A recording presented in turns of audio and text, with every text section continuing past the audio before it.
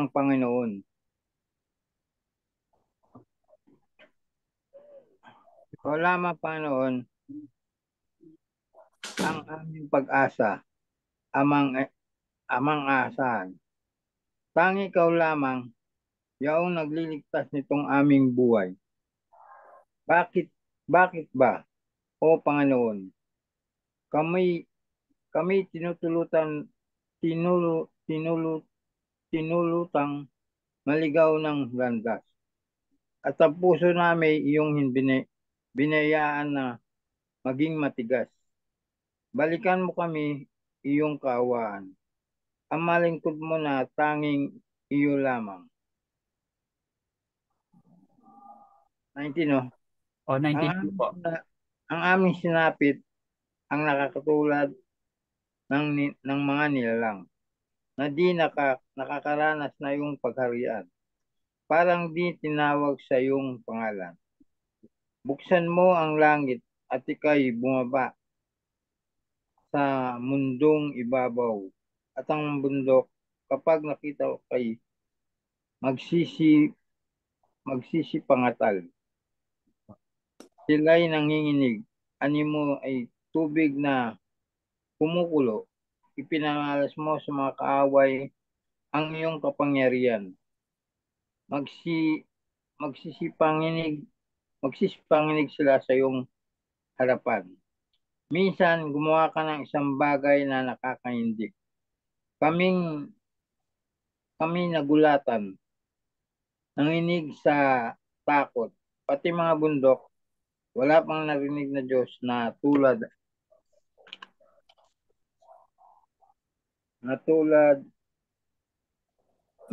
Chapter 64 na po yan, ano bro? oh, Okay po.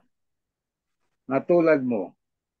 Wala pang nakita ang sinong tao, pagkat ikaw lamang ang Diyos na tumulong sa mga lingkod mo, na buong tiwalang nanalig sa iyo. Iyong tinanggap ang nagsikap sa mabuting gawa at ang iyong aral at mga tuntunin ang ginugunita. Nagalit ka na ituloy pa rin kaming sa pagkakasala. Ang ginawa namin talagang masama buhat pa ng una. Ang lahat sa aming pawang nagkasala. Ang aming katulad, kahit anong gawin ay duming di hamak. Ang nakakawag wangki ng sinapit namin, mga daong gagas sa simoy ng hangin. Tinatangay ito at ipinapadpad. Wala kahit kang wala kahit isang dumulog sa iyo upang dumalangin. Wala kahit isa lumapit sa iyo na tulong ay hingin. Kaya naman dahil sa aming salay, hindi mo kami pinansin. Ang salita ng Diyos. Salamat sa Salamat Diyos. sa Diyos. Salamat po, Brother Joey.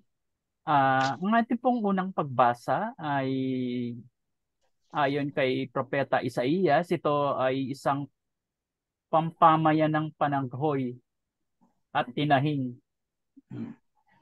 parang sentiments po. Nakaraniwan sa mga ipinatapon sa Babylonia, yun nga po yung mga Israelites yun, na nag-aakalang pinabayaan na sila ng Diyos. Para silang feeling nila inabandon sila. Ngunit sa kaibuturan man ng kanilang kahirapan, isang matibay na pananalig ang nagpapalakas sa kanilang pag-asa. Yun nga po ang Diyos ay siya nating Ama, na balang araw ipakikita niya sa kanila ang kanyang habag at kapangyarihan. So nakikita po natin dito ang parang bida rito yung gawain ng Panginoon ayon kay Propeta Isaías. So para lubusan po nating maintindihan ang ating pagbasa, imahin na po natin ang ating pagbasa. Sa Brother Fred, sa verse 63, chapter 63, verse 16b. Ang tanong ko po, Ano ang tawag ni Isaías sa Panginoon? Yahweh, kung walang nagawa sa amin si Jacob at nunong Abraham, ikaw lamang, Yahweh, ang aming pag-asa at amang aasahan. Tang ikaw lamang yaong nagliligtas nitong aming buhay. Ayun po. Parang tagapagligtas ang tawag sa kanya ni Propeta Isaías. Okay po. Brother Rick sa verse 17. Verse 17 ng chapter 63. Isaías. Ano, Bakit ba? ito po ang tanong ko muna. Ano ang pinahintulutan ng Panginoon na mangyari sa mga Israelita?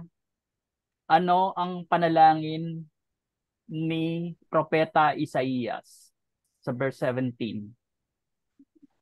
Bakit ba, O Yahweh, kami itinulutang maligaw ng landas at ang puso namin iyong binayaan na maging katigas.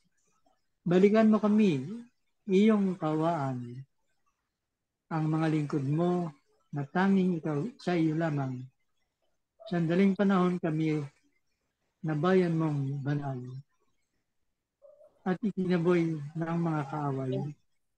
Winasak nila ang iyong templo. Hindi nakasama yung 18, di ba? Hindi na po. Hanggang 17 lang po. Okay, tama na po yon. Yun nga po. Dinaan ni Propeta Isaías sa isang panalangin. Parang prayer po yan. Panaghoy. Yung pinahintulutan niya, yung pinapayagan niya, yung sila'y lumayo sa mga daan at pinagalit ang kanilang mga puso. Okay, Brother Joey, sa verse 19b. 19b po. 19b. Ano ang mangyayari kapag dumating ang Panginoon? Ang nakakatulad ay ang mga ninalang na di nakakaranas na iyong pagharian, parang di tinawag sa iyong pangalan. Buksan mo ang langit at ikay bumaba sa mundong ibabaw. Ayun. Magbubukas daw ang kalangitan. So, parang ano to eh. At ang mga bundok. Dinaan sa parang panaghoy. Yung sentiments, parang tula. No? Ayun. Brother Manny, sa chapter 64, verse 2b. Chapter 64 ng Isaiah, verse 2b. Ang tanong po, ano ang makikita ng mga tao? Sa verse 2b. Ano po? Pakita mo ang iyong kapangyarihan sa iyong mga kaaway upang manginig ang mga bansa sa iyong harapan. So, yun po.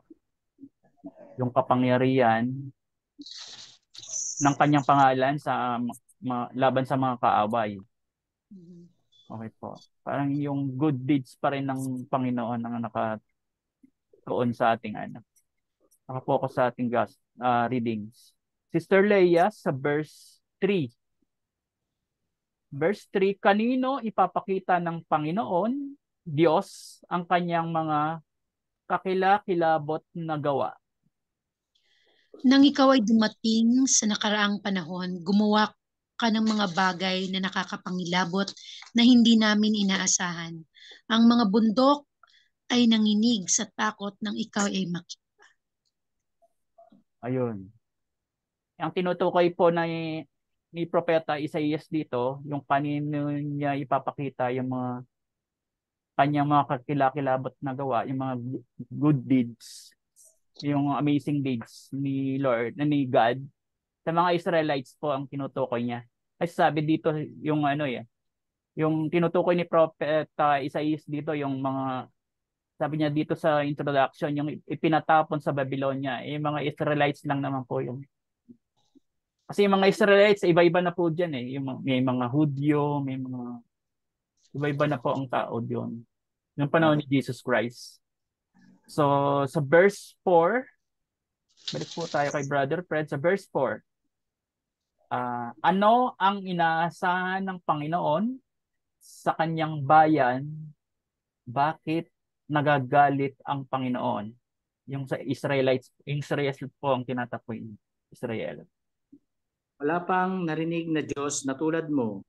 Wala pang nakita ang sinumang tao, pagkat ikaw lamang ang Diyos na tumulong sa mga lingkod mo, na buong tiwalang nananalig sa iyo. Yun po. Tama po.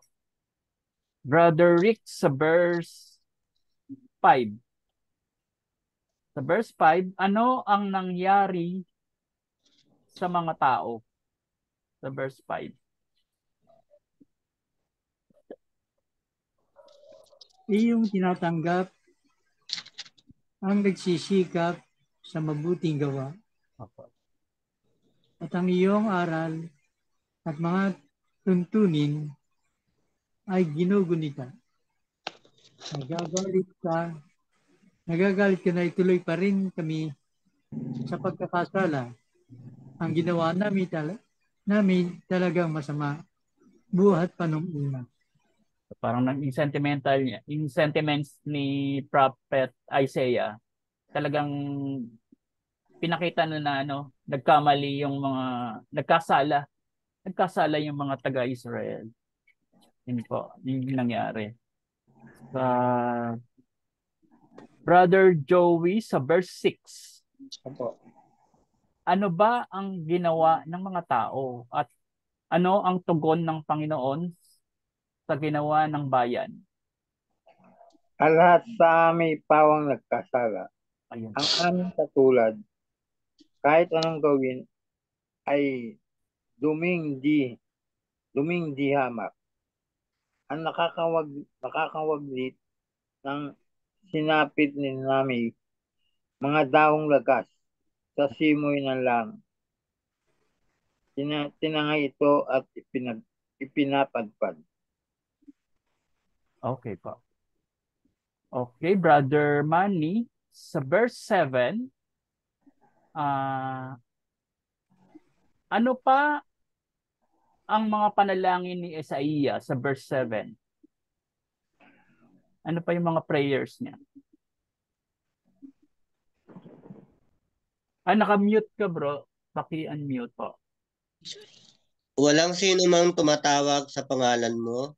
Walang sino mang bumabangon upang sa iyo'y lumapit. Kami iyong pinagtataguan at dahil sa aming mga kasalanan, kami iyong pinuksa. Ayun. Panalangin po yun. Parang tayo, pag nakikipag-usap sa Diyos, parang dinudulog natin lahat sa Kanya. Yung communication. Yung ating mga sige po. Pumunta na po tayo sa pagkuha ng pangunahing punto ng ating tema ng ating first reading. Ito po sa mga verse na ating binasa. Lang po. Unang pagbasa.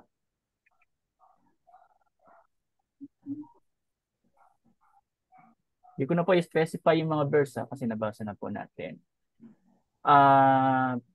Dito po sa ating unang pagbasa, ano po ang nakikita ninyo? Kasi po dito ang tinutukoy ni Prophet Isaiah, ang Panginoon mismo eh. Doon po sa verse 1, makikita niyo po doon, yung nabasa natin. Verse 1, sorry. Chapter 63, verse 16b, sorry. Yung sabi niya, ikaw, o Panginoon, ay aming Ama, ang aming tagapagligtas. Mula nung una ay iyong pangalan. So, anong tinawag niya sa sa Panginoon? Yahweh. Ang Panginoon. Panginoon, yung si Yahweh nga po yun. Panginoon bilang Ama. Diyos Ama. Opo. At po? 'Di ba nagkasala sila? Yung panagawin nila, nagkasala sila. Parang nagdadasal, yung dinaan sa dasal sentiments, parang inaamin nila yung mga pagkukulang nila. Parang ikaw Bilang ama at Ligtas. pagligtas. Yan. Inaasahan namin. Yun. So makikita rin po natin dito sa sentiments, yung panaghoy ni Propeta Isaías. Parang inano niya yung sa sentiments niya, parang nagiging, makikita niyo po rito, sabi dito, lalo dito sa verse 19b, kami ay matagal nang naging gaya ng mga hindi mo pinamumunuan, gaya ng mga hindi tinawag sa iyong pangalan. So, parang wala na silang pag-asa sa buhay, no? Yung kung babasahin mo itong 17? Oo. Sa verse 19 po. O sa verse 17 din. 17. Baka niya, O Panginoon, pinapayagan mo kaming lumayo sa iyong daan at pinagalit mo ang aming mga puso. So parang feeling nila lumayo. Pinabayaan sila. Pinabayaan sila. Inabandon sila ng Panginoon. Kung hindi kami takot sa iyo, bumalik ka dahil sa iyong mga lingkod. Pero kinawaan pa rin sila. Oo. So, pwede po natin sabihin dito ang mga tao sa Israel, ay sa Israel po, yun sa pag-aaral po, hindi lang sila purong Israelites, merong mga Hudyo, may mga Pagano, may mga Hintil, parang iba-iba na tao. So, merong hindi naniniwala kay Jesus Christ, merong naniniwala, di ba? So, ang mga tao sa Israel, walang pag-asa. Hopeless. Nawalan pag-asa.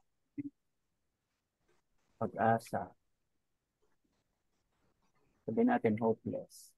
Parang tayo minsan, nagiging hopeless na tayo, parang wala tayong chance na makabawi. Makaalis sa ating mga sufferings. Hopeless. Sabi natin ng sila'y. Kasi parang, yung sila mo mismo ang lumayo sa daan ng Panginoon, ng sila'y.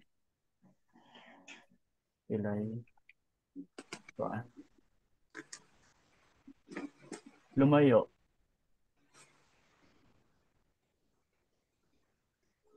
Di ba minsan tayo gano'n, parang nakakalimot tayo sa Diyos. Sabihin natin lumalayo tayo sa daan ng Panginoon. Tama. Yun po sa ating mga binasa, ano pong nakikita niyo yung gawain ng Panginoon? Meron po bang nakikitang dito sa ating binasa yung miracle na ginagawa ng Panginoon? Na ginawa ng Panginoon? Pinabagan din sila Di ba? Apo. Pinabagan.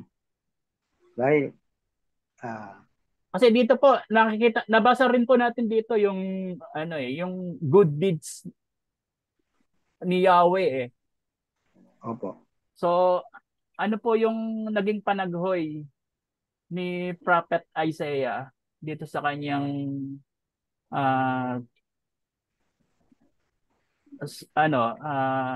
sinulat dito sa aklat na ito? Yung parang natin sabi niya, amazing, masabi po natin amazing deeds of our God o yung pamanghamanghang gawa. Pamanghamanghang gawain ng Panginoon. Tandaan po natin dito sa ating gospel, hindi po si Jesus ang pinatutungkalan ni Prophet Isaiah dito ang ating Panginoong si Yahweh, ang ating Diyos. Ama. Opo. Nakikita rin po natin dito, ang Diyos, ang Panginoon ay nagagalit. Opo. Meron tayong binasa rito, sabi niya, hindi ko lang kung anong version. Ano po? Kayo aalayan hanggang sa wakas. Yung Yun. yung 64, Ah.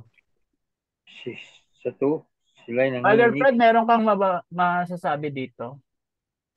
Ah, sa akin ang ano ko diyan, yung humihingi kasi sila ng tulong kay Yahweh. kay Yahweh na kahit sila ay makasalanan, Opo. nananaghoy sila na sana nga tulungan sila. 'Di ba? Kahit sabi niya, dumudulog sila, siya pa rin yung makapangyarihan na makakatulong sa kanila. Opo. Parang ganoon ang pagkano ko. Yung panalangin Panalangin ni Isaiah. 17 yun eh. ni Isaiah. Brother Rick, Nagsusumamo sila, parang gano'n. panalangin ni Isaiah po yan. Kasi sinasabi na, balikan mo kami, iyong kaawaan. Ang mga ligod mo na tanging iyo lamang. Yun ang ini-emphasize ng mga Israelites na ang pakiramdam nila sila pinabayaan. Opo. Ay humihingi sila na sila'y balikan at kawaan, Kasi sila mga lingkod na kanya lamang eh. Kaya nga lang, siguro sa karupuan nila, nadadala sila ng mga tukso. Opo. Kaya parang yung pagkakasala nila, hindi naman nila sinasadya, Nadala lang sila ng tukso. Ayun, tama po. Mga pagkakasala, sabihin natin pagkakasalang hindi naman sinasadya. So, sabihin, pag hindi mo sinasadya, pwede kang humingi ng tawad. Pagkakasala. Kasi inaamin mo eh. Opo. Diba, pag tayo nagsisimba, pag yung mga I confess to Almighty God, yung mga ganyan, inaamin ko sa makapangyarihang Diyos. Pagkakasala na hindi sinasadya.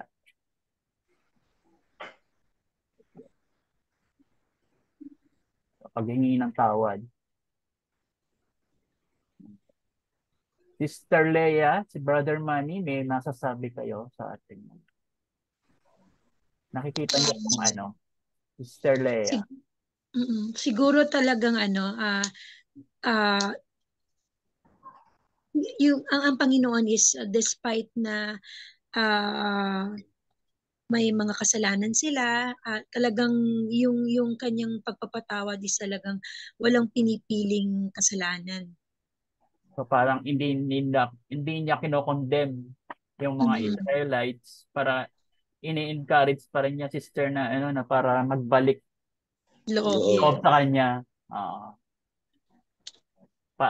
Sabihin natin paanyaya ng Panginoon para magbalik loob sa kanya. Tama po. Nagpuri din ng mga taga-Israel sa kanya. Kaya sabi dito, wala pang nakita ang sinumang tao, pagkat ikaw lamang ang Diyos na tumutulong sa mga lingkod mo, na buong tiwalang nananalig sa iyo. Di ba? Opo. So, dito sa mga nakikita niyo po, yung mga sinulat nating mga puntos, mabuting balita, at saka sa unang pagbasa, yung mga pangunahing puntos, pwede na po nating i-connect yung kunin natin yung connection. Kunin natin connection. Dali po. Connection. Dito sa unang sa mabuting balita, meron tayong ano dito, yung hindi nyo alam kung kailan darating ang Panginoon. Kaya, So, walang nakakaalam kung kailan darating. kaya nga dapat So, sabi niya, ang payo ni Jesus sa kanyang mga alagad, maging maingat, alerto, at handa. Dito sa mabuting balita, ayan o, nakikita niyo po. Handa tayo physically and spiritually. Tapos, sabi nga rito, examine ourselves to ready para maging handa tayo sa kanyang pagdating. Gaano tayo dapat maging mapagbantay? Paano tayo maging handa? Yun nga, spiritually prepared, dapat examine ourselves, sabi niyo po. Tapos, paano natin i-connect yan sa ating unang pagbasa? Diba? Sa ating unang pagbasa, yung nakikita natin dito, yung panaghoy ni Propeta Isaías, ano po yun eh, para, kasi inamin niya yung pagkakasala ng mga, he speaks in behalf of the Israel. Siya yung nagsasalita para sa Israelites eh. So, parang sinasabi niya sa mga tao na, ano pong sinasabi niya sa mga tao dito sa unang pagbasa? Sister Leah, anong sinasabi ni Prophet Isaiah sa mga taga-Israel? Diba sabi niya, kami nagkasala, pero nakanda kaming humingi ng tawad, parang katulad dito, di ba?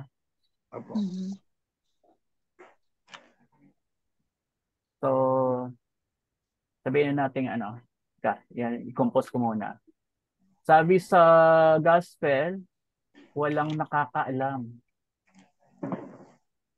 Ang kanyang pagdating. kung kailan Sa darating. darating ang Panginoon.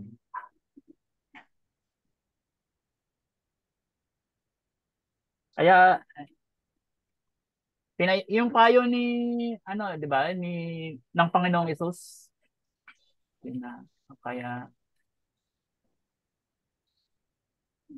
ano pa?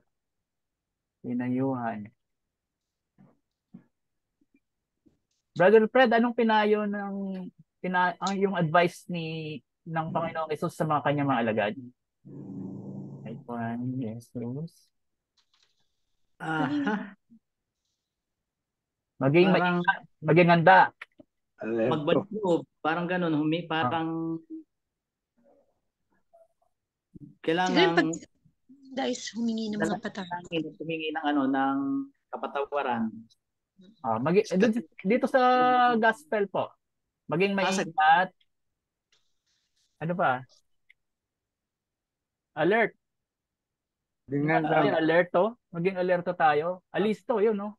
Maging mapagpantay at alisto. At saka mapagmansag, bro. Di ba sabi niya doon? At handa. Kailangan handa tayo. Maging maingat at alisto. Tapos, tinatanong niya rin dito, sinasabi niya rin sa mabuting balita, gaano tayo maging handa. Yan yung sinabi ni Brother Fred kanina, yung ikaw ba'y nakahanda lamang? Kailangan spiritually. Kailangan spiritual din. Oo. Gaano ba tayo maging handa? At paano tayo magbabantay? O gaano tayo maging mapagbantay na lang? Pagbantay. Yun. So, yung kapagbantay. Ayun, tama. So, kung i-connect natin sa ating gospel, paano natin po i-connect yan? Kapag tayo'y naka-ready na, Karapat dapat. so, paano tayo maging ready? Yung sinabi ni Yahweh. Ay ni Propeta Isaías sa sabi mga dito, taga-Israelites. sabi niya, di ba, dito sabi sa 64, chapter 64, verse 5, Ah, ang nagsisikap sa mabuting gawa at ang iyong aral at mga tuntunin ang ginugunita. sa mga Brother Diba? Manny, nakikita mo ba rito yung sinabi ni sa ating unang pagbasa? Anong sinabi ni Propeta Isaías sa mga taga-Israel? Mga makasalanan sila eh. Mhm. Tumuyo sila sa Diyos. Ano pong pwede natin sabihin doon? Taga-Israel. Ano ba bro? Talikuran. Parang Talikuran ng ano po? Kasalanan. Sila eh. Nakikita mo dito? talikuran nila Nagalit mga ang mga kasalanan. Mhm. Ayun, tama. Ang mga kasalanan. Balik sa Diyos. Okay, kasi kinuha natin yung panalangin ni Sia, paghingi ng awa sa Diyos. Siyempre, pag humingi tayo ng awa sa Diyos, tayo humingi ng awa? Siyempre, nagkasala tayo, di ba? Pagkakasala na hindi sinasadya, sabi niyo pangako rito, muli paanyaya at paanyaya ng Panginoon. Muling magbalik. at muling magbalik sa ating Panginoon. Opo. Tama. At paanyaya ng Panginoon upang magbalik loob sa Kanya. Opo. Loob sa Kanya. Yan. Kasi Naghihintay pa rin, sige pa bro. naghihintay pa rin sila ng kaligtasan sa kabila ng sila ay makasalanan. Opo. Parang ganun eh. Yun ang pagkakaano ko. So, umaasa Sa kabila sila na patatawarin sila ng Diyos. sa kabila ng sila ay Panginoon. makasalanan. Na kahit karapat dapat silang parusahan, umaasa pa rin sila na patatawarin sila Sila. at maliligtas. Opo. Sa mga pagkakasala. Diyos.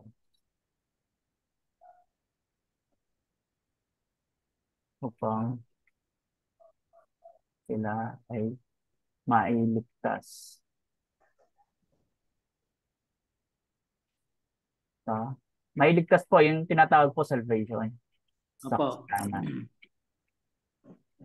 Yan. Kasi ang Mesiyas ang magdadala sa kanila ng kaligtasan eh. Kasi makikita po natin dito si Prophet Isaiah, siya yung talagang nagtitiwala pa rin sa Diyos eh. No? Para sa mga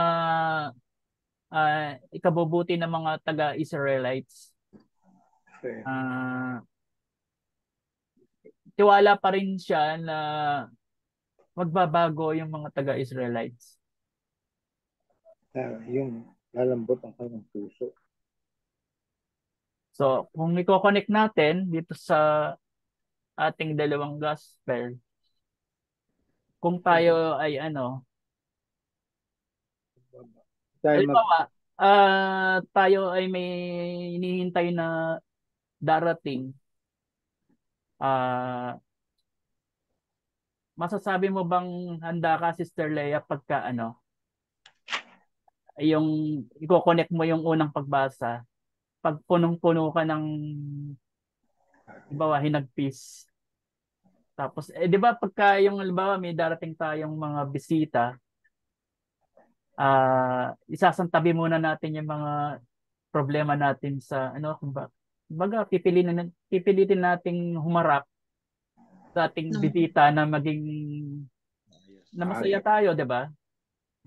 Ayun. Ayun. Parang 'yun ang nakikita kong connection doon eh. 'Yun po.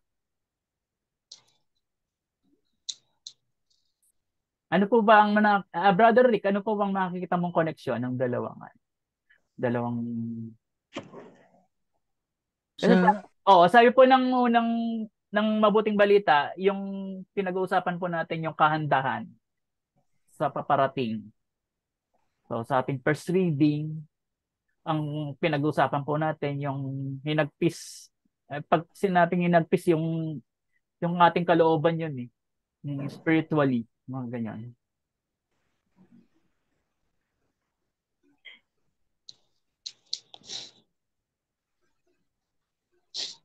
Kasi ang ano niya, inaamin nila yung kanilang pagkakamali eh. Inaamin nila yung kanilang pagkakamali at humihingi sila ng awa sa Panginoon. Opo.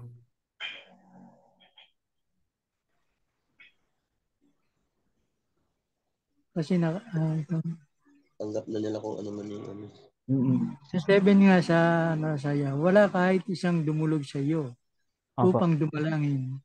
Wala kahit isang lumapit sa iyo sa tulong ay hingin. Mm-mm. Kaya naman dahil sa aming salay, hindi mo kami pinapansin.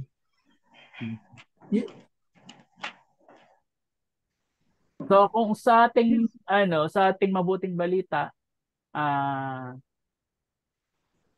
inahanda tayo ni Jesucristo paano tayo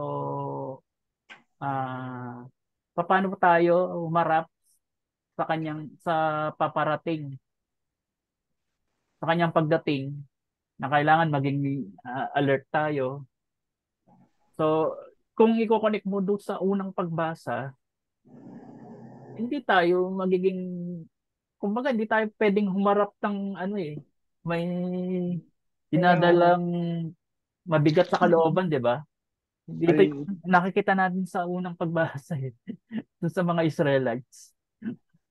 Linisin Sakto. natin. Sa akin bro, ang ano ko doon, yung sa gospel, pinaghahanda tayo. Opo. Tapos yung first reading, tinuturuan tayo sa paghahanda. Ayun, tama.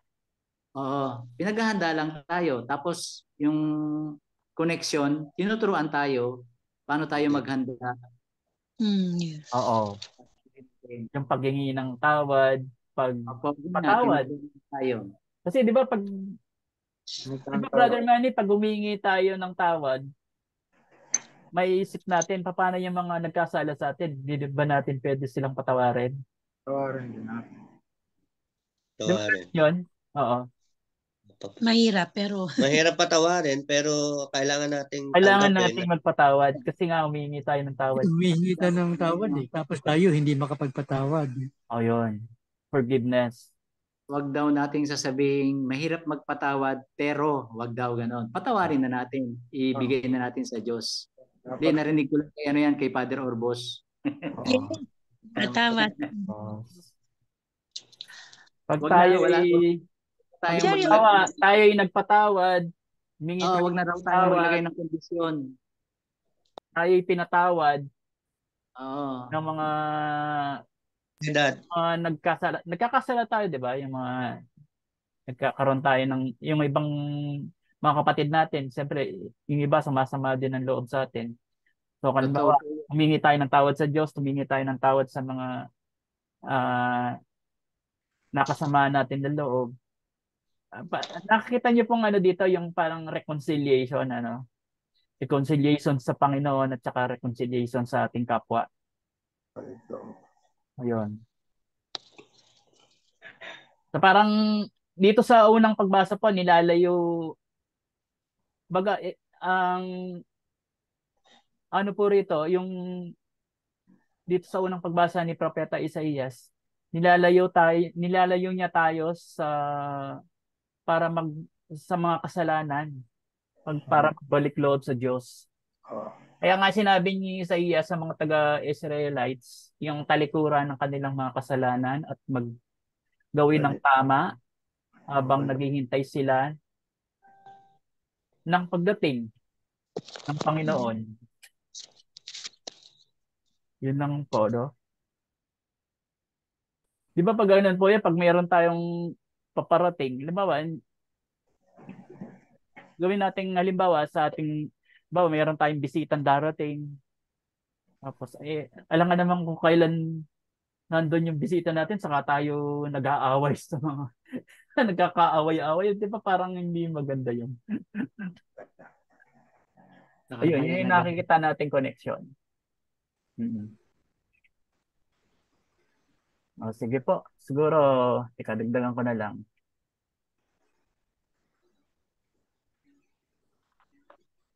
Dito sabi niya rito,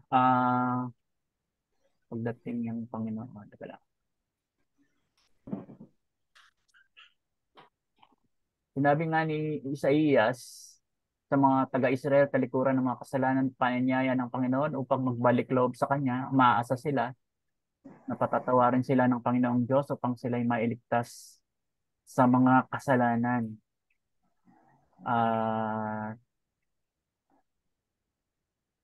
Sabi rin nito, gawin ang tama. Ilagang ko. Gawin ang tama habang naghihintay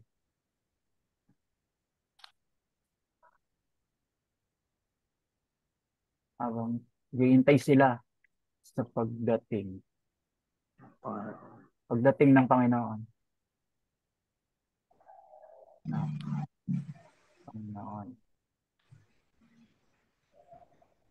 Parang kailangan nating i-purify ang ating sarili bago ang pagdating ng ating Panginoon. Diba? Kaya nga meron minsan, ano sabi natin? Kung kailan Pasko, saka ako naggawa ng mga kasalanan, parang hindi maganda po. No? Yun nga, dahil si Propeta Isaías yung pinagkatiwalaan ng Panginoon. Kaya nga po siya naging prophet. Diba? Sige po. Pwede na tayo siguro pumunta sa ating second reading. Nakakuha na natin yung connection.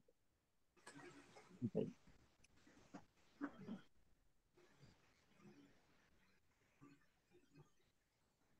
Second reading. Brother Brad. Ay, ako nga pala sa 1 Corinthians chapter 1, verse 3 to 9. Basa mula sa taga-Korinto. Unang pagbasa mula sa taga-Korinto, chapter 1, verse 3 to 9. Sumainyo nawa ang pagpapala at kapayapaan mula sa Diyos na ating Ama at sa Panginoong Jesucristo. Lagi akong nagpapasalamat sa Diyos dahil sa mga pagpapala niya sa inyo sa pamamagitan ni Kristo Jesus. Sapagkat sa inyong pakikipag-isa sa Kanya, kayo'y umunlad sa lahat ng paraan, maging sa pananalita at kaalaman. Ang katotohanang pinangaral namin tungkol kay Kristo ay malinaw na nakikita sa inyo. Ano pat hindi kayo nagkulang sa anumang kaloob na espiritual habang hinihintay ninyong mahayag ang ating Panginoong Hesukristo. Kayo'y aalalayan niya hanggang sa wakas upang matagpuan kayong walang kapintasan sa araw ng ating Panginoong Hesukristo. Tapat ang Diyos na tumawag sa inyo upang kayo'y makipag-isa sa kanyang anak na si Hesukristo ating Panginoon. Ang salita ng Diyos. Salamat Diyos. Salamat po, Brother Fred. Ito pong ating ikalawang pagbasa ay nag-uumapaw sa tapat na pasasalamat sa lahat ng ginawa ng Panginoon. Ito po yung sinasabi ni Apostol San Pablo sa kanyang sulat. Para sa kanila ay ang pambungad ng unang liham ni Pablo sa mga Kristiyanong taga-Korinto. Yun po yung parang ganitong pahayag ay angkop din po sa ating mga unang pagbasa at saka sa Ebanghelyo. Yun po. Sige po, para himayin na natin, para lubos nating maintindihan, himayin na po natin ang ating mga talata, bawat talata. Brother Manny, sa verse 3, ano ang pagbati ni Pablo sa mga taga-Korinto? Sumainyo nawa ang pagpapala at kapayapaan mula sa Diyos na ating Ama at mula sa Panginoong Hesukristo. Yun, tama. Peace be with you. Yan, papala. Okay. Kaya nga po ang title nitong ating ikalawang pagbasa, yung ang mga pagpapala mula kay Kristo. Yun po. Yun. Sa verse 4, Sister Leia, sa verse 4, bakit siya nagpapasalamat? Bakit nagpapasalamat si San Pablo? Lagi akong nagpapasalamat sa Diyos dahil sa mga pagpapalang ibinibigay niya sa inyo sa pamamagitan ni Jesucristo. Yun. Talagang si Jesus Christ, isang si San Pablo, ano yan eh, evangelizer na na-convert siya talaga. So, Brother Joey, sa verse 5, sa verse 5, Opo. anong biyaya sa pamamagitan ni Jesucristo ang ipinagkakaloob sa kanila, yung mga taga-Korinto? Sapagkat sa inyong pakikipag-isa sa Kanya, kayo'y umunlad sa lahat ng paraan, maging sa pananalita at kalaman. Ayun. Tama po. Brother Rick, sa verse 6, ano ang napatunayan sa kanila, yun sa mga taga-Korinto? Ano ang napatunayan? Ang katotohanan ipinangangaral, ang katotohanan pinangangaral namin tungkol kay Kristo ay malinaw na nakikita sa inyo. Ayun. Bagay yung pangaral na nila San Pablo sa mga taga-Korinto, nilive out po nila, sinabuhay. Nakikita sa kanya eh. Yun yung napatunayan po nila. No? Okay, Brother Fred, sa verse 7, para sa ano ang mga biyayang tinanggap ng mga taga-Korinto? Verse 7 na ba? Verse 7. Verse 7, ano pat hindi kayo nagkulang sa anumang kaloob na espiritual habang hinihintay ninyong mahayag ang ating Panginoong Jesucristo? Ayun. Yun ang mga biyaya Pang ng spiritual. Spiritual. Mm. Okay. Balik tayo kay Brother Manny. Sa verse 8. Ano ang ibibigay sa kanila ng Panginoon? Brother Manny. Sorry. Sa verse 8. Ano kayo niyang matatag hanggang wakas upang matagpuan kayong walang kapintasan sa araw ng ating Panginoong Hesukristo. Yun. Bibiyayaan sila, alayin sila hanggang sa wakas upang matagpuan ng walang kapintasan sa araw ng ating Panginoong Hesukristo. Yun, yung araw ng ating Panginoong Hesukristo, yung sinasabing araw ng kanyang pagdating. Yung pagsilang. Yan po. Sister Leia, sa verse 9. Sa verse 9, anong pag-asa ang dapat hawakan ng mga taga-Korinto? Tapat ang Diyos na tumawag sa inyo upang makiisa sa kanyang anak na si Jesucristo na ating Panginoon. Yun. Kanilang faithfulness. Tawag nila sa Panginoon. Ayun. Sige po. Kunin na po natin yung ating pangpuntos ng ating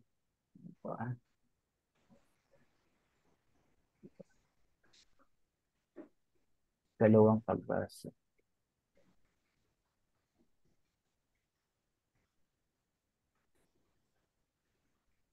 Basta. Ang unang puntos. Doon sa verse, tatatatanong ako.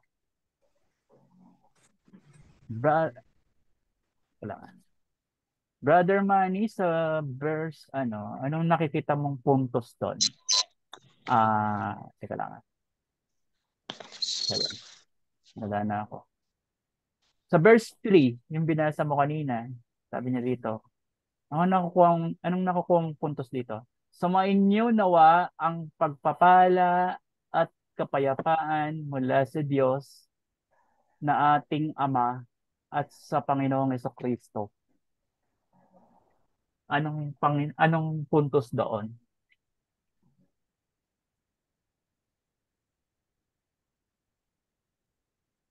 Yung bati niya po, ano yun? Peace be. Kapayapaan. Kapayapaan. Kapayapaan. Sabihin natin biyaya.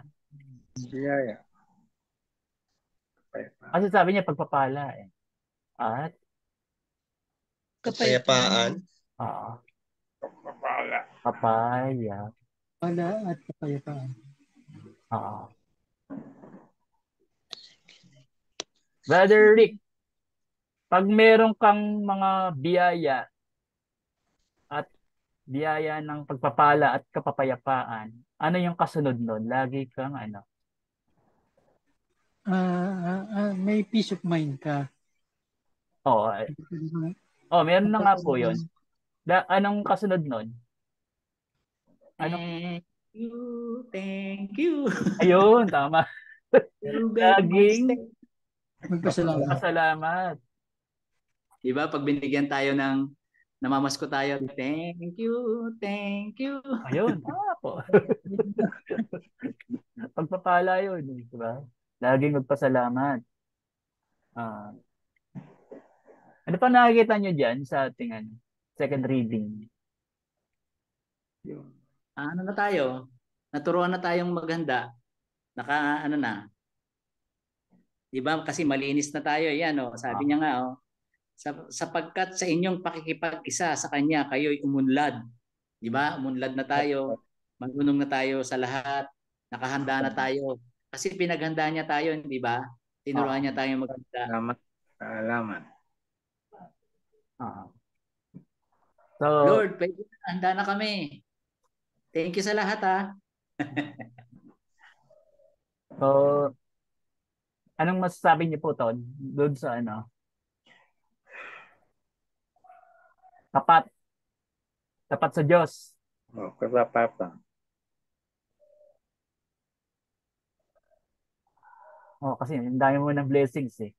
Kailangan maging tapat ka na. Tapat sa Diyos. Ano pa?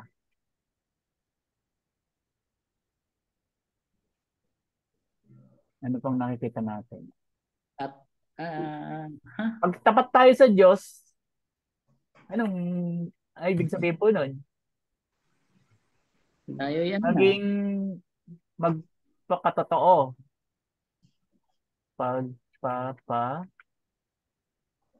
Totoo. Kanino po? Kay Kristo, tsaka sa Diyos. Kay Kristo lalo. Jesus. Dahil siya yung hinirang ng Diyos eh. Kay Kristo. Pag tapat tayo sa Diyos, tapat din tayo kay Jesus Christ. Magiging totoo tayo kay Kristo. So, hindi dapat tayo, parang nanginginig tayo ng tawad. Yun. Ganun. Sinabi rin dito, nakikita sa atin Ano ba po?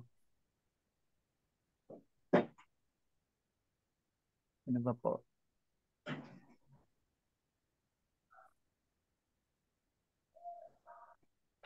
Yung calling. Di ba nakita dyan, calling ng mga taga-Korinto? Kasi pinapurihan sila ni Pinapurihan sila ni San Pablo eh. No? Hindi siya nagkulang sa mga Sabi niya rito, ang katotohanang ipinarangal namin tungkol kay Kristo ay malinaw na nakikita sa inyo. Ibig sabihin nga, convert na sila, yung calling. sinangkap nila. Oo. So, Sina- anong tawag doon? Yung pag sinabing nag-respond ka sa tawag ng Panginoon. Oo. Tinawag. Kaya natin tinawag ang sa Panginoon. pakikisama. Pakikipag-isa Oh, pakikipag-isa. Tama ka ba? kay Pakikipag-isa Panginoon. kay Yeso Kristo. Sana. Hmm. Kaysa ng di ba meron tayong dinadasal sa sa simbahan sa misa, kaysa ng Espiritu Santo Wow. Magpasawalang magpasawal ng hanggan. Amen. Yeso Kristo through Jesus Christ our Lord. Yung ganyan. Nakikipa kay Yeso Kristo.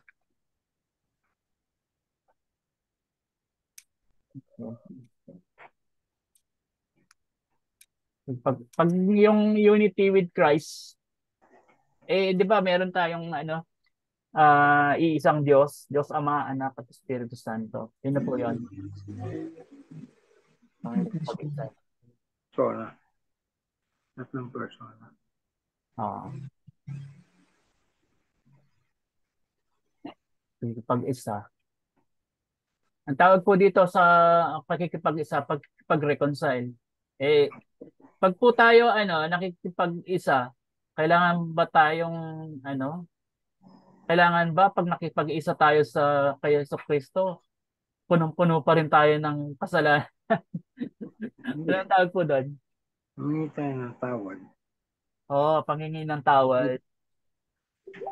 Umpisal. Oo, pagkumpisal.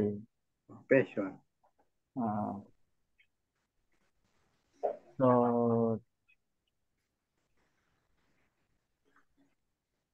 pero din po nating masasabi dito na meron na dito yung pagpapakatotoo kay Kristo. Opo. So, pag po ganun, yung parang pinupuno na tayo ng pananampalataya ng Diyos. Hindi tayo nagkukulang sa anumang spiritual na kaloob. Sabihin natin hindi tayo nagkukulang. Kasi Nagkukulang. Kasi nga, nag-response na tayo. Katulad ng mga taga-Corinto. Sa akin namang spiritual. Why?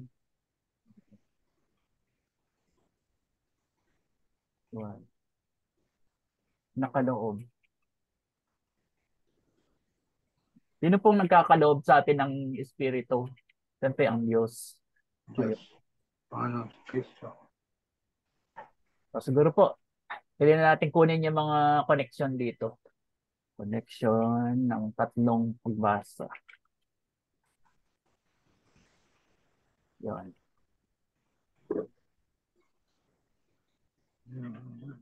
Ng tatlong pagbasa.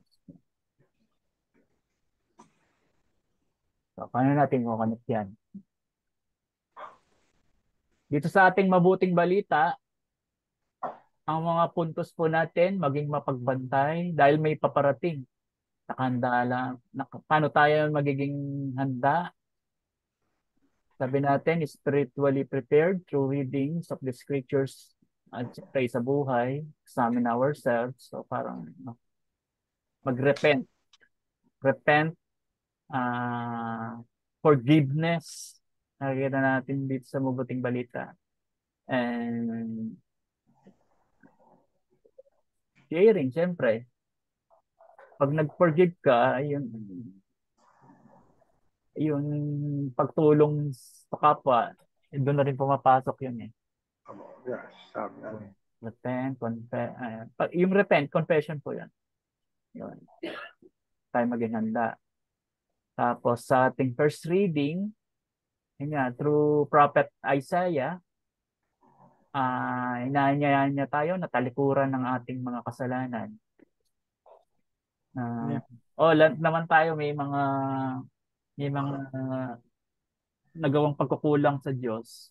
Pero sabi ni Prophet Isaiah sa mga taga-Israelites, inaanyayahan niya na magbalik loob sa Diyos at talikuran ang mga gawain, mga kasalanan.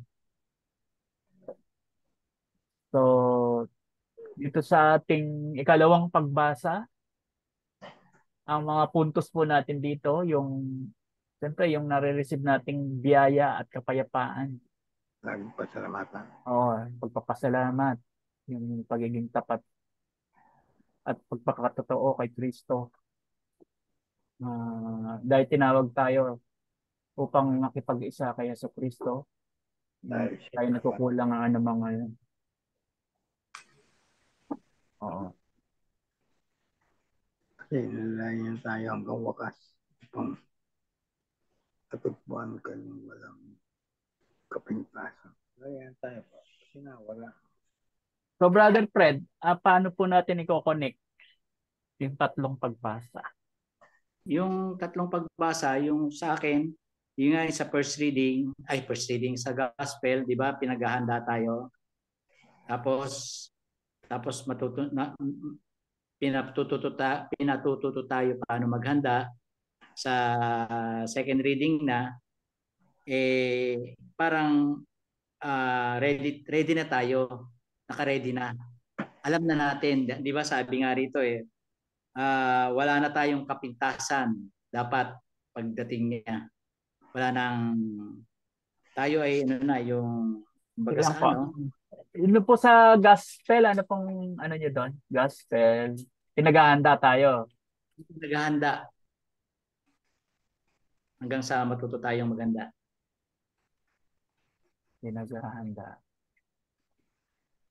Pinaghahanda sa pagdating ng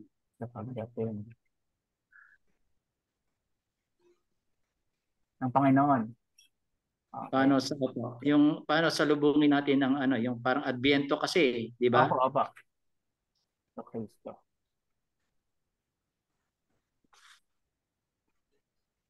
Opo, although si Jesus Christ ang nagsasalita sa kanyang mga alagad, pero ang pinatungkalan niya rito, yung kanyang sarili mismo. Kasi siya yung nilalang ng Diyos, di ba? Ayun, pagdating. Tapos, ano po sa first reading nyo? Connection? Marunong na tayo maghanda. O kasi sa paanyaya ni Prophet Isaiah, paanyaya. Paanyaya na tayo na kailangan matuto tayong humingi na rin ng kapatawan. Ayan, tama. Ating mga pagkakasala. Tayo. Humingi ng tawad. Opo. Kura ng kasalanan. Humingi ng tawad sa Diyos. Humingi ng tawad sa Diyos. Diba? Yung second reading na, diba? Marunong na tayo. Converted na, Opo. Yung sa second reading, marunong na tayo. Diba? Sabi nga, sapagkat sa inyong pagkikipag-isa sa Kanya, kayo'y umunlad sa lahat ng paraan. Ayun. Umunlad sa lahat ng paraan. Wise ka na, may ka na. Punong-puno ka na ng wisdom. Linis ka na. Baka nakapagkaisa na tayo. Opo. Kaisa na tayo. Kay Jesucristo. Sa Panginoong Jesucristo na tayo. Ayun, tama. Hindi pa po.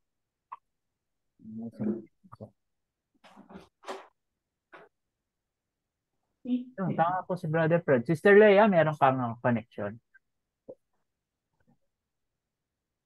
I-connect mo lang yung gospel, yung readiness natin, tapos yung unang pagbasa, pagtalikod sa ating mga kasalanan. Tapos, Oh, yun bro. mm, Same lang almost. Preparation, tapos kailangan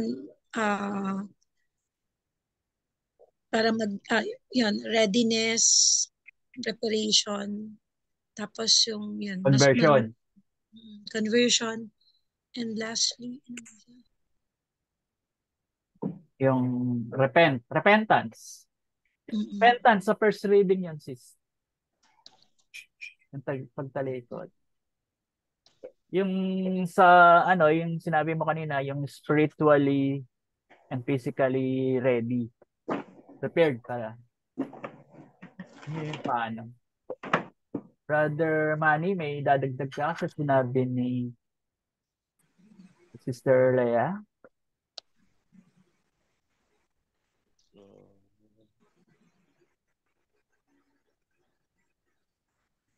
Brother Joey, anong connection po?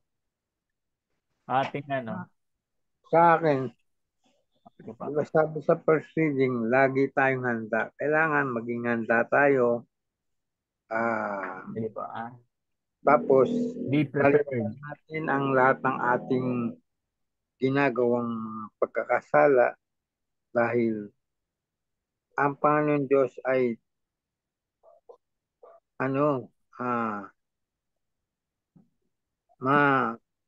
mabagin at mabagin, mawain at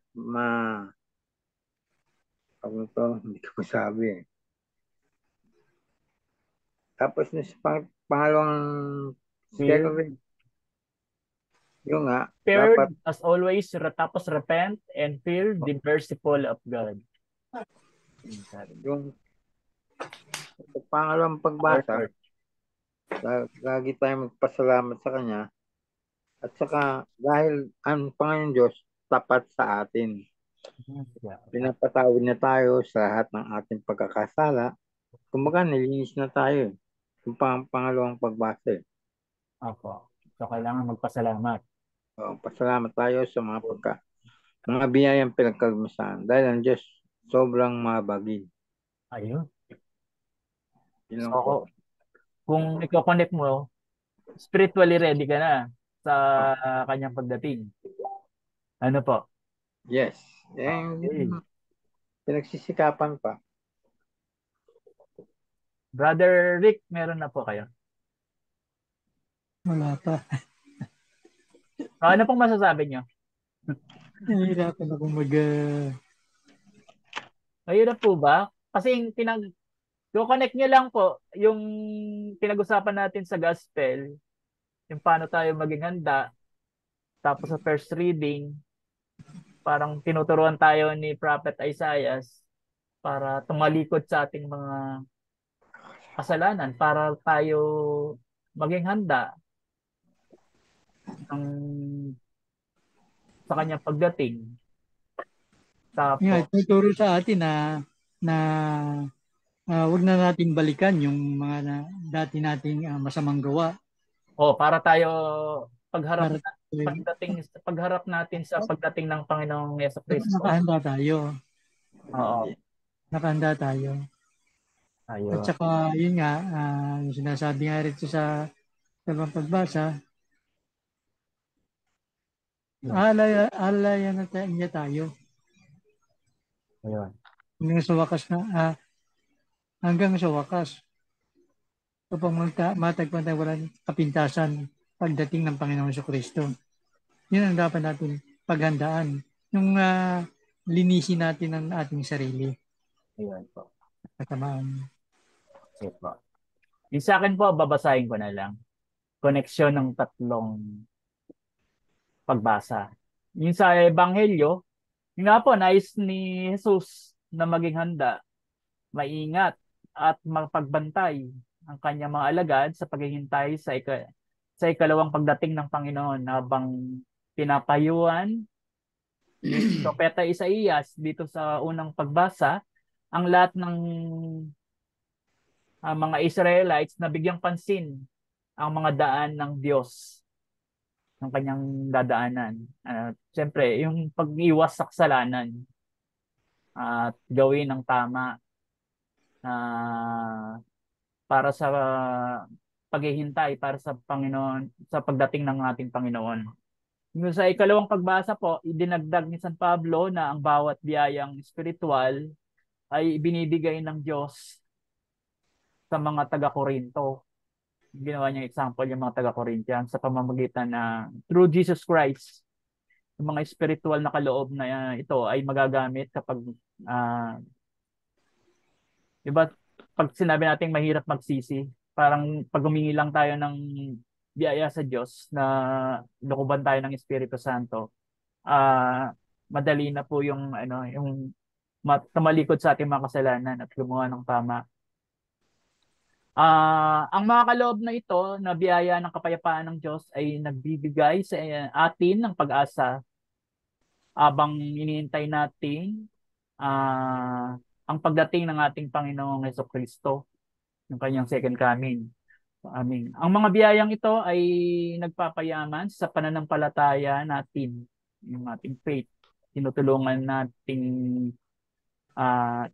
tayo magsalita, magsulat at mamuhay ayon sa Diyos. Yun nga po yung wisdom na ginagawa natin ngayon sa ating community, yung gift of wisdom. Kailangan lang natin ay maging malakas, yung strong, yung faith po natin, yung hanggang sa araw ng kanyang pagdating. Yun po yung nakita ko kaandahan. Kailangan maging matatag. Kung naging matatag tayo sa kanyang pagkamatay, dapat mas lalo tayong tumatatag ngayong kanyang araw ng pagsilang. Oo. Yun po yung pinaka-totoong paghahanda. Yun nga, sabi nga report dito, ang mga pagbasa na ay nagtuturo sa atin kung yung ginagawa natin ngayon, yung paano maghanda para sa pagdating ng Panginoong Jesucristo at upang madagdagan ng mga kaalaman natin, yung paano mamuhay ang Panginoong Jesucristo. Yung gumawa ng tama. Hindi nawala ang lahat, ngunit may pag-asa pa rin po yung awa ng Diyos na sa wakas ay makakasama rin natin siya sa kanyang ikalawang pagdating. Yan po. Sige po, pwede na po tayo siguro maghibla. Hibla. Yung hibla ko.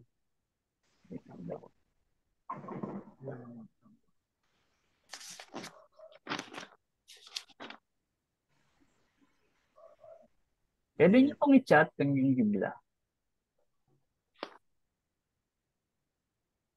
Yung guide po natin sa ating hibla. Salmong Tugunan. Saan ba? Wala yata rito. Ito, Salmong Tugunan. Akitin mo, kung mahal. Iligtas kami sa tanglawan. Yan po yung aking salmong. Akitin mo, kung mahal, iligtas kami at tanglawan. Yan. Ang aking hibla.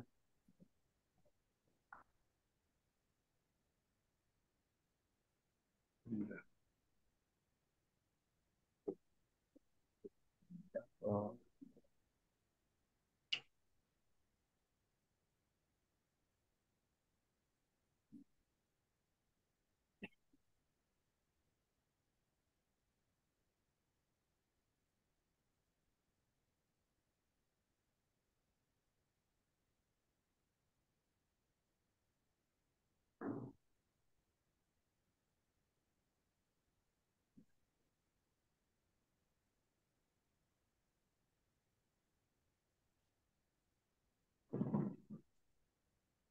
kung nabuo kong hibla, laging maging handa at manalangin. Humingi ng awa sa Diyos at patuloy na magpasalamat. Yun po yung, Bro, meron akong hibla. sige po. Ano po Ano yung, mo, i-rephrase mo na lang. Alamin natin ang gagawin. Alamin ang gagawin sa paghahanda sa pagdating ng ating Panginoon. sige po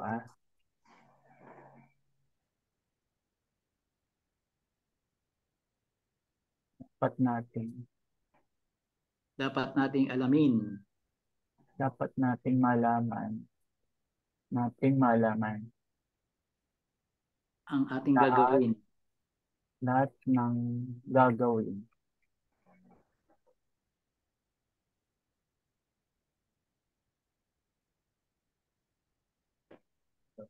paghahanda sa pagdating ng Panginoon.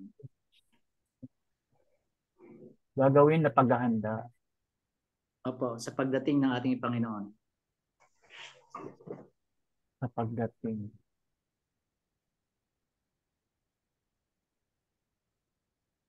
ng ating Panginoong Jesucristo. Opo. Tapos meron akong hugot. Di ba? Nugot niyo po, ano po? Paano natin paghahandaan ang pagdating ng Panginoon sa panahon ng Adbyento? Ayos. Paano natin eksakto ang pagdating ng ating Panginoon Parang sa panahon ng Adbyento? Panginoon, diba? Kristo sa panahon ng Adbyento. Opo.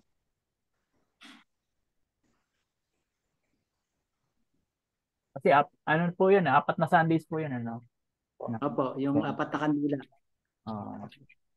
pink, orange, pink, yellow, white, and black. Yung pink yata yun, Joy. Joy yung pink, di ba? So ano pong hamon po dito, bro? Magsisi tayo sa ating mga kasalanan. Repent, oo. Magsisi ang mga kasalanan. Sa ating mga kasalanan. Ano pa, bro? Yun lang. Ipatawad, pwede? Pwede rin siguro. Matuto. Oo, Christmas naman, bro, eh.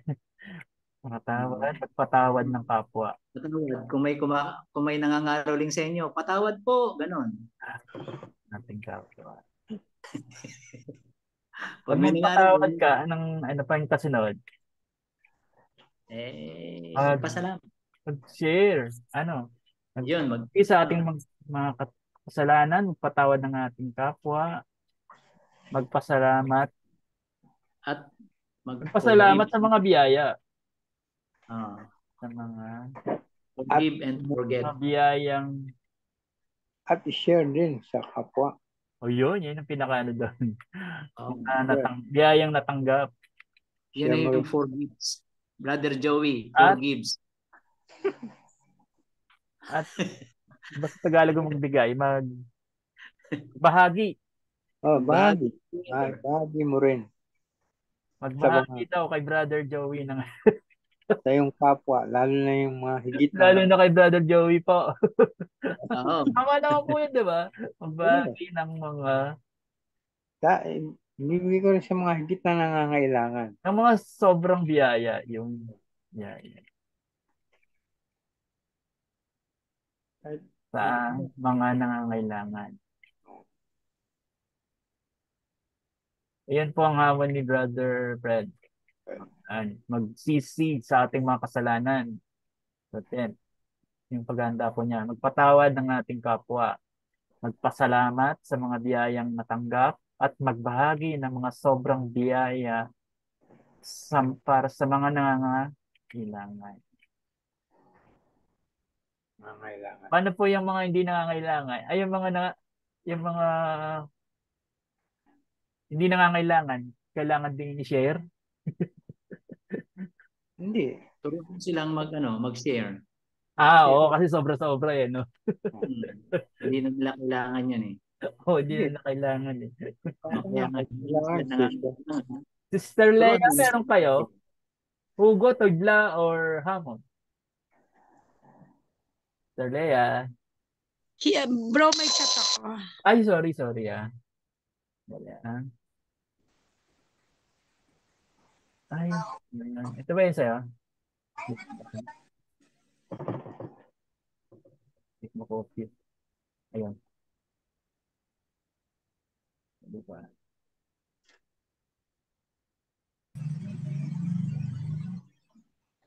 Paano ako magiganda? Sabi ni Sister Leia, yung nila niya. Ay, sorry. Ba yun? Panginoong kasiyahan ang iyong pagdating. Tama. Naway kami bigyang pansin ng lubos mong amang maunawain. Tama to. Panginoong kasiyahan. Sa kanyang pagdating, siyempre, joy eh.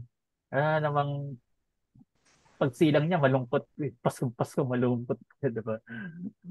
So, yung paghahanda, ang lahat ng gagawin na paghahanda sa pagdating ng ating Panginoon. At, ano ba to? Bigyang pansin ng lubos mong amang maunawain. Ayun, tama. Kasi nga, yung Diyos Ama ang ano eh, ba nilalang niya ang kanyang pagsilang ng Holy Spirit. So, ang hugot niya, dali lang.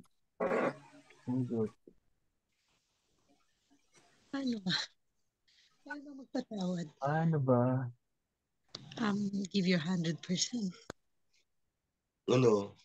Dahil Ano in the spirit of Christmas Advent season, sabihin natin, ang hugot niyo po, paano ba magpatawad na walang pag-iimbot sa kapwa? Ano pong hamon niyo, sister? Yung challenge niyo po rito. Challenge. Paano ba? Paano ka ba magpatawad ng walang pag-iimbot? Walang, yung, alam ko lang ibig niyo sabihin, yung hindi niyo iniisip yung,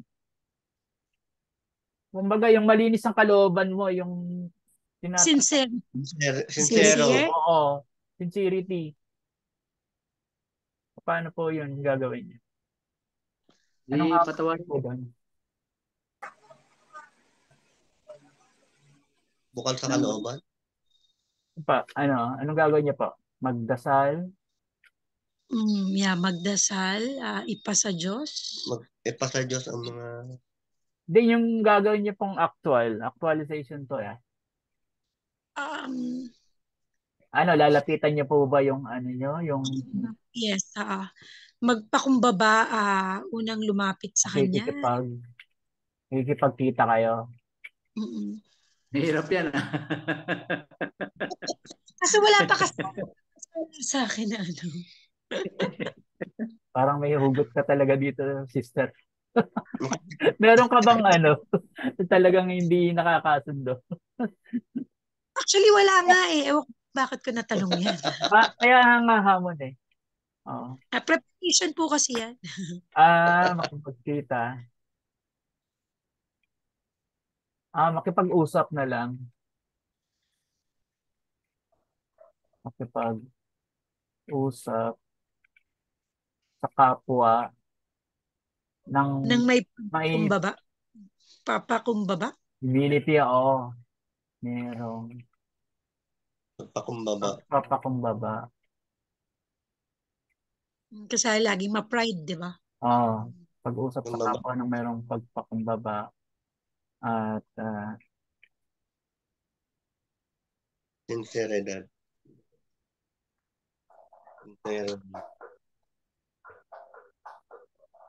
upang maging handa. Yan lang. Upang lahat tayo ay masayang salubungin ng kanyang pagdating na lang. Salubungin.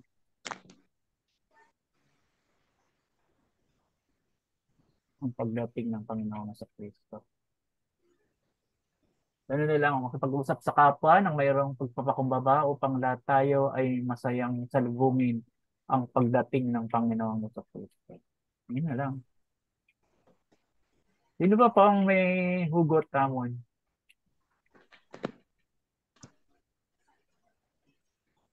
Sino pang may hugot na Tamon? Ati pong hibla, laging maging handa at manalangin, humingi ng awa sa Diyos at patuloy na magpasalamat. Dapat nating malaman ang lahat ng gagawin ng paghahanda pagdating ng ating Panginoong Kristo. Panginoong kasiyahan ang iyong pagdating, naway kami magbigyang pansin ng lubos mong amang maunawain. Yung pwede na ho siguro yan. Paano natin paghahandaan ang pagdating ng ating Panginoong Kristo at panahon ng Adbyento? Yun. Pwede na po siguro to. Stop sharing ko na. Yan, tama po.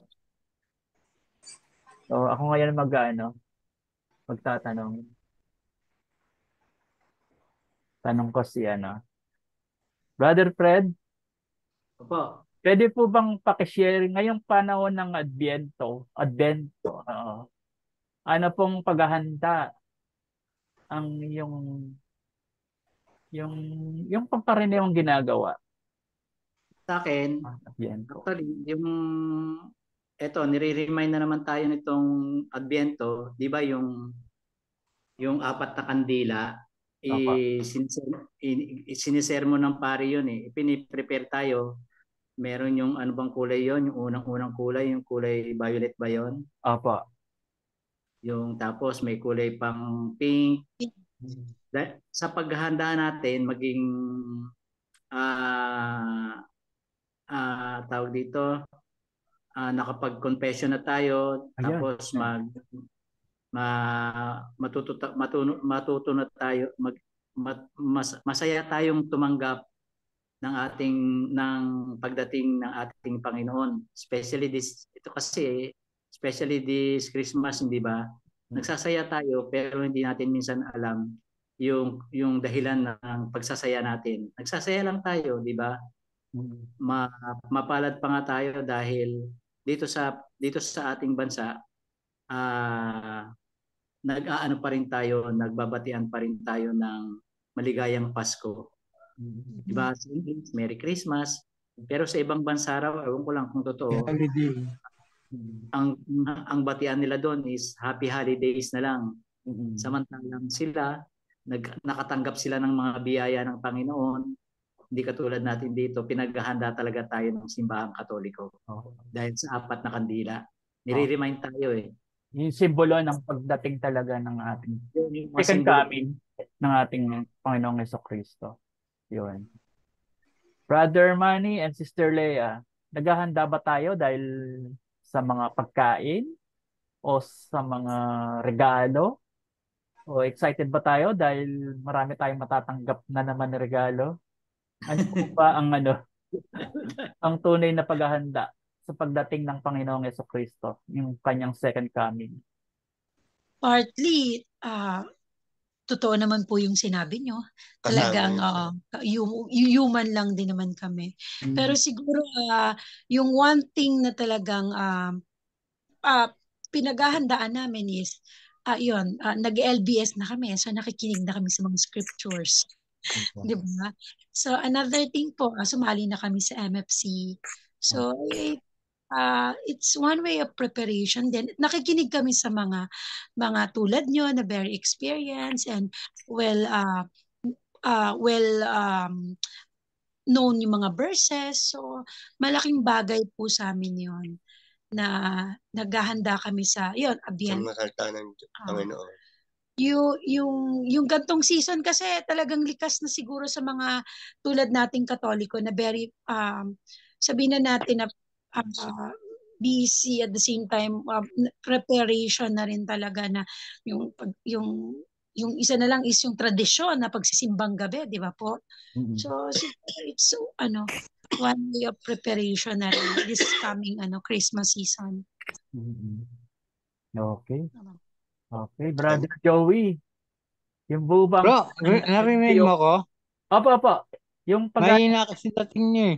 Hindi ko ah, sige po. kasi tumawag yung anak ko eh. Hindi ko naman sinagot. Sige po. Sa akin naman, Sige po. narinig mo ko? Opo. Ha? Ang Opo. paghahanda ko, Opo. ang ginagawa ko sa paghahanda ko, nag-share ako sa iba. Ayun. Kung ano yung ma-share ko. Ayun. Lalo na Kakayanan sa nyo. member ko, Opo. kung ano man yung tinitingnan ko yung aking mga damit dito, kahit ano pa man. Basta ang importante, meron kong ma-share sa kapwa mo. Yun ang aking paghahanda. At saka isa pa, pinaghahandaan ko rin yung pagpasok ng bagong taon eh. Kasi almost 20 years, na ako eh. Nagnonobena ako sa Nazareno. Mula 1 hanggang 9. So, Kasi yung 9, yun ang ko eh. Second life ko. Pangalawang buhay ko yun kasi nabangga akong December 9, nagising ako January 9. The second life, di ba bro? ang second life na po yan. Binuhay niya pa ako. Gift of life. Oo, binuhay niya pa ako kasi meron pa akong mission. Kaya yun ang pinaghahandaan ko, pinagpapasalamat ko sa kanya. Okay po. Yun ang ginagawa ko sa yung taon-taon. Papasalamat ko.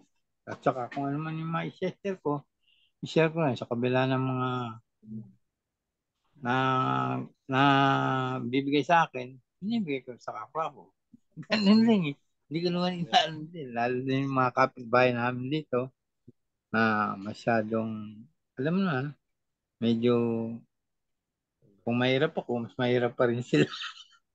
Binibigyan ko kung anong nandito sa akin. Ganun ako. Ayoko makita na, siyempre, kahit pa paano, dumarating yung Kapaskuhan, bigyan mo rin sila. Para sa ganun, maging masaya yung Pasko nila. Matanggap nila. Yun ang inaano ko. At saka marami akong inaanong sarili ko para makapag-evangelize ako sa ibang tao. Di ba tama naman yun, bro? Po. Yun lang po. 100. Salamat. Okay, Brother Rick, paano po yung pakishare nyo naman po yung paghahanda ninyo sa pagdating ating Panginoong Yeso Cristo? Sa akin naman, ang paghahanda na ginagawa ko, yung mga gawain dito sa simbahan, yung pangumpisal, yung pag ano ko sa sarili ko na magawa kong makapagpatawad ng lubusan sa mga nagkasala sa akin. Although nagagawa ko naman, kaya nga lang, kuminsan pagka dumarating yung panahon na naalala mo yung mga nagawa sa iyo, parang bumabalik siya. Kaya yun ang aking parating sa mas yung parating bigyan ako ng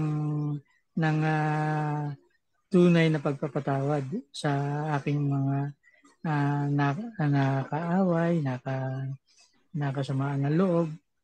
At yung paghahanda na maging yung spiritual na pamumuhay namin mag-anak, yun naman ay aming nagagawa kahit pa paano. Kaya nga lang yung pagdating nga yung minsan yung sa pagpapatawa doon siguro medyo mahina ako doon yun nga ang parati kong hinihingi sa natulungan ako ng Banal na Espiritu para kami mag-anak ay lubusan makapagpatawad sa mga taong nagkaroon ng sa amin na pagkakamali sa amin.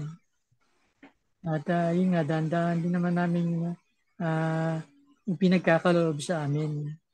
At yung paghahanda sa pagdating ng Panginoon, yun nga, siguro yung unang-una, gumawa ka ng kabutihan. Yung mga kasalanan mong nagawa, dapat hindi mo na balikan. Yung mga inihingi mo ng tawad sa Panginoon, dapat hindi mo na balikan. Hindi tama yung yung mentalidad na mapagpatawad naman ng Panginoon eh. Diba? Hindi dapat yun ang maging ano mo, na parating asa mong pagpapatawarin ka. Kasi kung humingi ka ng tawad sa ginagawa mong pagkukulang, dapat hindi mo na babalikan yun. Babaguhin mo. Yun siguro ang aking ginagawang paghahanda Opo. at yan ang pamilya ko. Okay. Yun lang ang Maraming salamat, Brother Rick. Ako naman po, yung paghahanda ko po, yung spiritual cleansing, sinabi ni Sister Leia kanina. Kasi po, yun po yung unang-una eh. Tapos po, yung reconciliation sa Panginoon. Siyempre, pag nakikipag-reconcile ka sa Panginoon, ganun na rin yung dapat ang pag-reconcile mo sa kapwa mo dahil siya naman ang nag-create lahat sa atin, di ba? So, magkakapatid tayo, isang Ama na at sa Panginoong Jesucristo. We are united in Christ. Siyempre kay Mama Mary. At yung ng mga blessings naman po, siyempre part na rin po yan ng mga panalangin natin na iiyaan tayo ng mga sabihin natin material na blessings. Naman pong mga blessings na yan yun din po yung sinishare natin sa mga kapwa natin na nangangailangan din. Tama. So, kaya nga po ang spirit po ng Advent season is giving, sharing, at saka yung pakikipagkasundo sa ating kapwa, reconcile sa ating kapwa. Pag reconcile po tayo, andun na po lahat kasi yun yung pagmamahal, yung pagpapakumbaba, at yung pagtanggap kung ano yung mga kamalian na nating nagawa sa ating kapwa at sa Diyos. Yun lang po. Okay po, mag-picture muna po tayo para nag-closing prayer na po. Okay, dali po. Okay, one, two, three. Sa pa po. 1, 2, 3. 1, 2, 3. Okay. Brother Manny, can I request na mag-closing prayer? Okay. Okay. In the name of the Father, the Son, the Holy Spirit. Amen. Marami pong salamat sa gabing ito na kami po marami pong natutunan sa mga salita mo, Lord. Marami pong salamat sa mga taong gumagabay sa amin para maging matatag po ang aming panalangin sa inyo, Panginoon. At sa muli po naming paghiwa-hiwalay sa LBS po na to. Gabayan niyo po kami sa aming pagtulog sa gabing ito at hanggang sa umaga, Lord. For this, Lord, glory be to the Father, to the Son, to the Holy Spirit. As it was in the beginning, now ever shall be, world without end. Amen. In the name of the Father, the Son, the Holy Spirit. Amen. Maraming pong salamat, brothers and sisters. Thank you po sa inyo. Ingat po kayo. See you next, po. Okay. Evening po. God bless po. God bless. Ingat po. Thank you po.